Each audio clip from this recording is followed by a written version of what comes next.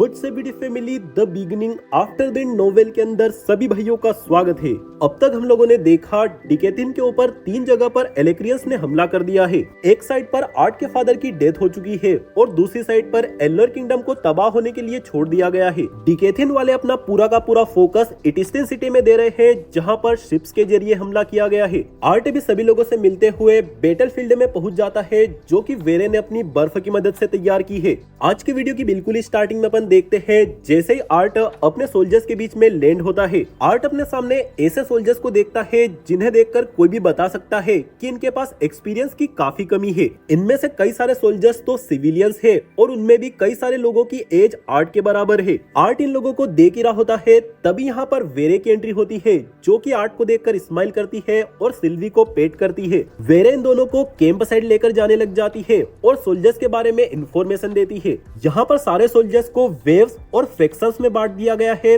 ताकि ये लोग स्ट्रेटेजी के साथ फाइट कर सके। सबसे पहली लाइन के अंदर ऐसे सोल्जर्स को रखा गया है जिनके पास एक्सपीरियंस ज्यादा नहीं है, लेकिन ये लोग हेवी अटैक करना जानते हैं। फिर इन्हीं लोगों के पीछे दूसरी लाइन के अंदर एक्सपीरियंस फाइटर्स को रखा गया है, जिन्हें सिग्नल मिलते ही फटाक से आगे पहुंच जाएंगे। फिर इसके बाद तीसरी लाइन में सबसे पावरफुल सोल्जर्स है, यानी कि इलाइट सोल्जर्स को रखा गया है। इसी तरह से 3 लाइंस को मिलाकर एक वेव कंप्लीट होती है और ऐसे यहाँ पर कई सारी वेव्स है। इलाइट सोल्जर्स के अंदर आर्ट ओडिर को सपोर्ट करता है, जो कि उन्हीं सोल्जर्स के साथ में है जिन्हें कि अपन लोगों ने सीरीज में पहले देखा था। यहाँ पर एस्टेरा नाम की वो कुक भी होती है और वो 2 सोल्जर्स भी होते हैं जिन्होंने आर्ट को चैलेंज किया था और हार गए थे। थोड़ी ही देर में यहाँ पर बारिश शुरू हो जाती है और बर्फ के कारण से कोहरा बनने लग जाता है। वेरे और आर्ट ये दोनों इन सभी सोल्जर्स के पीछे एक हाइट वाली जगह पर खड़े होते हैं। ये दोनों सिर्फ तभी हमला करेंगे जब कोई रिटेनर या फिर साइड सामने आएगा, और यहाँ पर जो कमांड्स है वो वेरे संभाल रही है। वेरे आर्ट को और भी इंफॉर्मेशन देती है,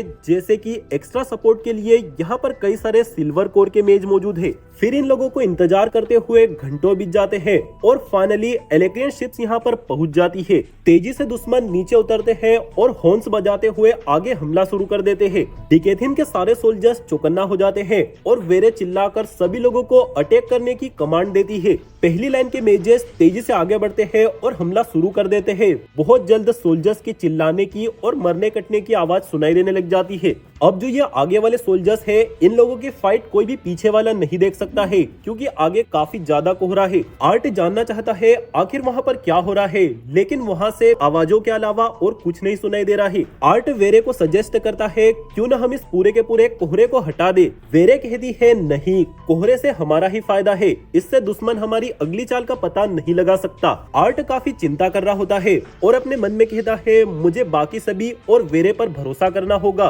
क्योंकि लीडरशिप को तो मैंने अपनी खुद की मर्जी से ही रिजेक्ट किया है। थोड़ी ही देर में आर्ट देखता है दुश्मनों की तरफ से मैजिक अटैक होना भी शुरू हो गए हैं। आर्ट सोल्जर्स को डायरेक्ट तो नहीं देख पा रहा होता, लेकिन जो दुश्मन अपनी साइड से मैजिक इस्तेमाल कर रहे हैं उनकी लाइट को जरूर से देख पा रहा है। आर्ट सोचता है आखिर इन एलेक्रियंस ने अपने मेजर्स को इतना जल्दी आगे क्यों पहुंचा दिया। सिल्वी कहती है मुझे नहीं लगता इसमें ज्यादा कुछ सोचने जैसी बात है। याद है एग्रोना ने क्या बताया था, डिकेथिन के मुकाबले एलेक्रिया के पास कहीं ज्यादा मेजेस है। सिल्वी के ऐसा कहते ही ये लोग देखते हैं दुश्मनों ने हवा से हमला करना भी शुरू कर दिया है। फटाक से वेरे ऑर्डर देती है और इन हवा वाले दुश्मनों को भी काउंटर करना शुरू कर देते हैं। इसी तरह से फाइट करते हुए लगभग 1 घंटे से ज्यादा हो जाता है और आर्ट अपना पेशेंस खो रहा होता है। आर्ट वेरे से कहता है प्लीज मुझे जाने दो और मुझे भी फाइट करने दो, लेकिन वेरे फिर मना कर देती है। आर्ट चुपचाप खड़ा हो जाता है और अपने सामने का नजारा देखे जा रहा होता है। दुश्मनों के साइड के जो ये मेजेस है, इनको देखकर लग रहा होता है जैसे कि इनके पास भी एक्सपीरियंस की काफी कमी है, क्योंकि ये लोग फाइट फॉर्मेशन के साथ नहीं कर रहे हैं। कहीं कहीं पर मेजेस काफी ज्यादा मौजूद है और कहीं कहीं पर सिर्फ नॉर्मल सोल्जर मौजूद है। आर्ट कुछ भी नहीं कर सकता, इसीलिए चुपचाप खड़ा हो जाता है और साइड या फिर रिटेनर की प्रेजेंस फील करने की कोशिश कर रहा होता है। आर्ट अंदर की साइड से तड़प रहा होता है कि कोई ना कोई एक अच्छी सी जीत हासिल करे, क्योंकि अगर अभी तक का देखा जाए आर्ट ने जितनी भी फाइट्स लड़ी है या फिर जीती भी हो वो सभी नॉर्मल थी। मैक्सिमम आर्ट ने अभी तक सिर्फ रिटेनर्स को ही हराया है। अगर किसी साइथ को हराए तो वो एक अलग बात हो जाएगी, उसे अच्छी जीत मानी जाएगी। सिल्वी कहती है रिलैक्स, ज्यादा चिंता मत करो, अपना टाइम भी बहुत जल्द आएगा और वैसे भी अभी तो अपने सोल्जर काफी अच्छे से फाइट कर रहे हैं। आर्ट देखता है हाँ ये बात सच है, अभी तक डिकेथिन के सोल्जर्स ने एलेक्रियंस के ऊपर काफी प्रेशर बनाया हुआ है। टाइम और आगे बढ़ता है, कुछ घंटे और बीत जाते हैं, दोनों साइड के सोल्जर्स मर रहे होते हैं। आर्ट वेरे की तरफ देखता है, वेरे को देखकर लग रहा है ये बात तो पूरी तरह से सच है, सोल्जर्स की डेथ का भार अपने कंधों पर उठाना कोई भी आसान काम नहीं है। वेरे सिचुएशन को एनालाइज करती है और फाइनली आर्ट को परमिशन दे देती है आगे जाकर फाइट करने के लिए। वेरे कहती है तुम्हें सिर्फ स्ट्रॉन्ग एनिमीज को खत्म करना है और 1 घंटे से पहले वापिस आ जाना, ताकि किसी रिटेनर या साइथ के आने पर तुम्हारे पास स्टेमिना बचा रहे उन लोगों से फाइट करने के लिए। आर्ट फुल जोश में आ जाता है क्योंकि काफी देर से यही का यही खड़ा है। तभी दुश्मनों की तरफ से एक और हॉर्न बजता है। वेरे कहती है अब जाओ यहाँ से और मर मत जाना। आर्ट सोचता है भाई ऐसा कौन बोलता है मर मत जाना, लेकिन वेरे ने ये बात फुल सीरियस होकर बोली है। फटाक से आर्ट और सिल्वी आगे बढ़ते हैं और जमीन पे बर्फ के ऊपर कई सारे खून के धब्बे देखते हैं जो सोल्जर्स ने एक दूसरे को मारा हुआ है। यहाँ पर खून इतना ज्यादा फैल चुका है कि जमीन व्हाइट से ज्यादा तो लाल दिखाई दे रही है। आर्ट सिल्वी से कहता है अपने ह्यूमन फॉर्म में रहकर फाइट करना और अपने सोल्जर्स की ज्यादा से ज्यादा मदद करना। सिल्वी को अलग भेजकर आर्ट डोन्स ब्लेड निकाल लेता है और खुद भी तेजी से आगे बढ़ जाता है। आर्ट अपनी साइड के कुछ सोल्जर्स को पीछे भागते हुए देखता है जो कि जरूर से डरे हुए हैं। आर्ट इन लोगों के सामने डोन्स ब्लेड में ब्लू फ्लेम्स इकट्ठी करता है और चिल्लाकर कहता है ये डिकेथिन के लिए है और तेजी से आगे भाग जाता है दुश्मनों को ढूंढकर खत्म करने के लिए। आगे पहुंचकर आर्ट फिर से वही चीज फील करता है जो कि उसने पहले फील करी थी। जो ये दुश्मन है इनके फाइट करने का तरीका कुछ ज्यादा ही अजीब है, ये लोग ठीक से फाइट कर ही नहीं रहे हैं। फॉर्मेशन तो इन लोगों ने ऐसी बनाकर रखी है जो कि समझ से भी बाहर है और रेंडमली इधर उधर लड़े जा रहे हैं। आर्ट अपने दिमाग को क्लियर करता है बैटलफील्ड के दौरान मुझे इस तरह के फालतू ख्याल अपने दिमाग में नहीं लाने चाहिए। आर्ट तेजी से एक एलेक्रियन की तरफ आगे बढ़ता है और उसे एक ही स्लेश में खत्म कर देता है। आर्ट अपने साथियों का भी मोरल बूस्ट करता है और भी अच्छे से फाइट करने के लिए। फिर आर्ट की नजर एक और एलेक्रियन पे पड़ती है जिसने डिकेथिन के कई सारे सोल्जर्स को मारकर गिराया हुआ है। ये वाला सोल्जर कुछ ज्यादा ही दुबला होता है जिसे देखकर आर्ट के मन में फिर ख्याल आता है कि कुछ न कुछ तो अजीब है, लेकिन आर्ट अपने दिमाग में ज्यादा विचारों को नहीं आने देता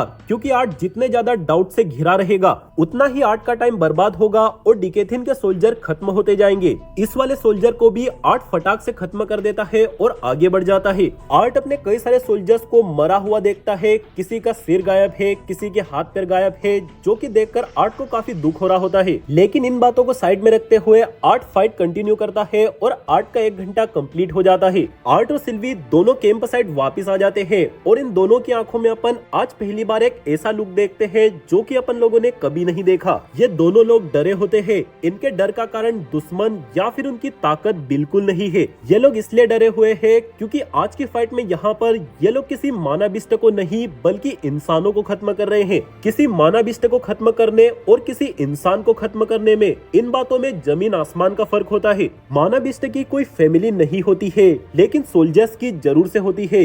जरूर से आर्ट उन सोल्जर्स की जगह पर अपने फादर को रखकर देख रहा है। आर्ट ने 1 घंटे के अंदर 50 सोल्जर्स को खत्म किया है और सिल्वी के अलग से हैं। जैसे ही आर्ट कैंप के अंदर इंटर होता है आर्ट अपनी साइड वाले घायल सोल्जर्स को देखता है जो कि आर्ट को देखकर चीयर करने लग जाते हैं। आर्ट को बिल्कुल भी अच्छा फील नहीं हो रहा होता, तभी वेरे आती है और आर्ट को थपथपाते हुए कहती है गुड जॉब। फिर आर्ट और सिल्वी एक साइड जाकर बैठ जाते हैं और अपने आप को थोड़ा शांत करते हैं। इसी तरह से टाइम कंटिन्यू होता है और कैंप के अंदर घायल सोल्जर्स की तादाद लगातार बढ़ रही होती है। आर्ट और सिल्वी 4 बार बैटलफील्ड में जा चुके हैं और 5वीं बार जाने के लिए निकल रहे होते हैं। सिल्वी कहती है आर्थर क्या तुम ठीक हो? आर्ट कहता है हाँ भला मुझे और क्या होगा। सिल्वी आर्ट को फील करते हुए कहती है क्या तुम वही सोच रहे हो? उन सोल्जर्स का बर्ताव कितना अलग है। आर्ट कहता है हाँ मैं अपनी साइड से पूरी कोशिश कर रहा हूँ कि इस बारे में ना सोचूं, लेकिन एग्रोना ने जिस तरह से अपनी सेना के बारे में बताया था उससे तो ये सोल्जर्स काफी अलग है। सिल्वी कहती है हाँ लेकिन ऐसा भी तो हो सकता है जिन सोल्जर्स से अपन पहले लड़े थे वो सोल्जर इलाइट सोल्जर थे। आर्ट कहता है इस बात की पॉसिबिलिटी तो है, लगता है मैं ही एलेक्रियंस को ज्यादा समझ बैठा हूँ। वो लोग कितने लंबे समय से डिकेथिन पर हमला करने की कोशिश कर रहे हैं और अभी तक कामयाब नहीं हुए। जैसे ही आर्ट इतना कहता है, अचानक से आर्ट को अपने घायल सोल्जर के मुंह से कुछ सुनाई देता है। फटाक से आर्ट उस सोल्जर के पास पहुंचता है और कहता है क्या कहा तुमने, जरा दोबारा कहना। यह सोल्जर डरते हुए कहता है कुछ भी नहीं, माफ कीजिएगा, मैंने बस ऐसे ही कहा था। आर्ट सीरियस होकर कहता है मैं जानना चाहता हूँ, जल्दी बताओ मुझे तुमने अभी अभी क्या कहा। सोल्जर कहता है मैं तो बस ये कह रहा था, मुझे दुश्मनों के लिए बुरा फील हो रहा है। जब मैं एक दुश्मन को खत्म कर रहा था वो मेरे सामने गिड़गिड़ाने लग गया। वो कह रहा था प्लीज हमें मत मारो, अगर हम जिंदा रहे तो हमें आजादी मिल सकती है। यह सुनकर आर्ट और सिल्वी को झटका लगता है और सभी बातों को एक दूसरे से कनेक्ट करते हैं। सिल्वी कहती है क्या एलेक्रियंस ने अपने ही सोल्जर्स को स्लेव्स बनाकर रखा है। आर्ट कहता है नहीं, लगता है ये लोग सोल्जर्स नहीं प्रिजनर्स है। इसके बाद सिल्वी एक शॉकिंग सवाल पूछती है, अगर ये लोग प्रिजनर्स है तो फिर रियल सोल्जर्स कहाँ पर है। सिल्वी के ऐसा कहते ही सीन शिफ्ट हो जाता है कासल में एल्फ किंग के ऊपर। एल्फ किंग फिलहाल में क्वीन और टेसिया के साथ अपने रूम में होते हैं। रात काफी ज्यादा हो चुकी है, इसीलिए टेसिया सोई हुई है और एल्फ किंग और क्वीन टेसिया के अगल बगल बैठे हैं। एल्फ किंग कहते हैं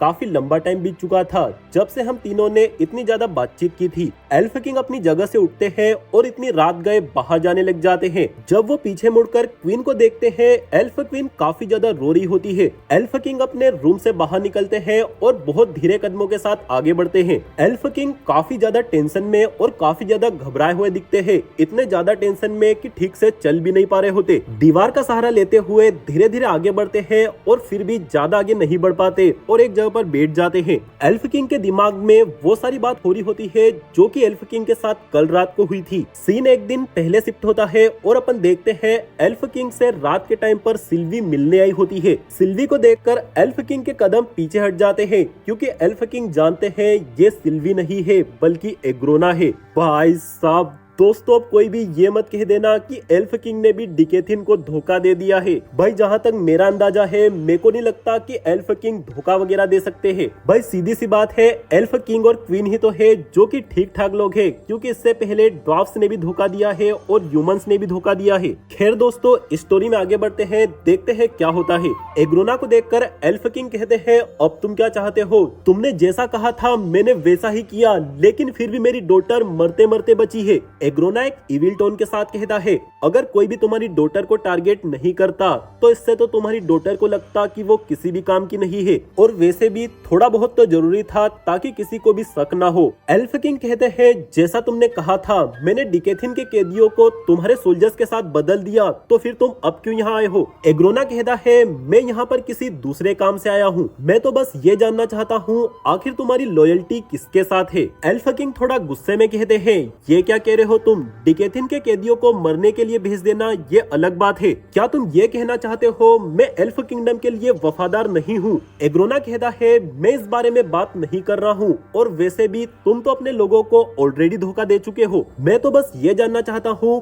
क्या तुम डिकेथिन के उन लोगों के लिए लॉयल हो जिन्होंने एल्फ किंगडम के कितने सारे लोगों को स्लेव बनाया है। आज के टाइम पर भी ये सिलसिला बंद नहीं हुआ है बल्कि चले जा रहा है। एग्रोना की बात सुनकर एल्फ किंग कुछ भी कहने में हेजिटेट कर रहे होते हैं, जिससे कि एग्रोना को अपना जवाब मिल जाता है। एल्फ किंगडम को तबाह होने के लिए छोड़ दिया गया है, लेकिन अगर मैं चाहूँ तो इसी वक्त अपना अटैक रोक सकता हूँ, जिससे कि तुम्हारा एल्फ किंगडम, तुम और तुम्हारी फैमिली सेफ रह सकती है। लेकिन इसके बदले में तुम्हें सिर्फ एक छोटा सा काम करना होगा, मेरे कुछ आदमियों की एंट्री जायरस सिटी और इस फ्लोटिंग कासल में करा दो। एग्रोना के मुंह से ये बात सुनकर एल्फ किंग जोर जोर से हंसने लग जाते हैं, भले ही ये बात जानते हुए कि सामने वाला बंदा एल्फ किंग को एक चुटकी में खत्म कर सकता है। एल्फ किंग फिर भी एग्रोना के ऊपर हंस रहे होते हैं। एग्रोना अपनी जगह पर शांत खड़ा होता है, फिर एल्फ किंग के रुकने पर एकदम शांति से कहता है मैं जानता हूँ हमेशा तुम्हें एक पुश की जरूरत पड़ती है, और कैसा रहेगा अगर तुम्हारी डॉटर मारी जाए और उसके साथ वाले कुछ और लोग भी मारे जाए तो कैसा होगा। क्या तुम जानते हो जिन करप्टेड मानविष्ट ने तुम लोगों की नाक में दम कर दिया था, ठीक उन्हीं की तरह तुम्हारी डॉटर के मानाकोर में भी पॉइजन फैल चुका है। ऐसा सुनते ही एल्फ किंग फुल गुस्से में एग्रोना की कॉलर पकड़ लेते हैं जो कि इस वक्त सिल्वी की बॉडी में है। एल्फ किंग चिल्लाकर कहते हैं, आखिर तुमने मेरी डॉटर के साथ क्या किया है? एग्रोना कहता है, कितनी मजेदार बात है, दुख के साथ बताना पड़ रहा है, मैंने उसके साथ कुछ भी नहीं किया, जो कुछ भी किया है वो तुम्हारी डॉटर के बॉयफ्रेंड ने किया है। ये सुनते ही एल्फ किंग का ध्यान डायरेक्ट एल्डरवुड गार्डियन की बीस्ट विल पर जाता है जो कि उसे आर्ट ने ला कर दी थी। भाई साहब दोस्तों, अब यहाँ पर एल्फ किंग बहुत ही गंदा फंस चुके हैं क्योंकि अब इस चीज का इलाज सिर्फ एग्रोना के पास है। अगर एल्फ किंग टेसिया को बचाना चाहते हैं तो उन्हें एग्रोना की बात माननी पड़ेगी, और अगर ऐसा होता है तो भाई साहब जायरस सिटी और फ्लोटिंग कासल की बैंड बज जाएगी। दुख की बात तो ये है, एल्फ किंग ऑलरेडी एक बार एग्रोना की बात मान चुके हैं, हो सकता है दूसरी बार भी मान जाए। देखते हैं दोस्तों, अब अगले वीडियो में पता चलेगा कि एल्फ किंग क्या डिसाइड करते हैं, अपने कॉन्टिनेंट को चुनते हैं या फिर अपनी फैमिली को। जिन भी भाई लोगों ने वीडियो को लाइक नहीं किया, लाइक कर दो और चैनल को सब्सक्राइब भी कर देना। बहुत ही जल्द मिलते हैं अगले वाले धमाकेदार वीडियो में, तब तक के लिए सारे भाई लोगों को बाय बाय।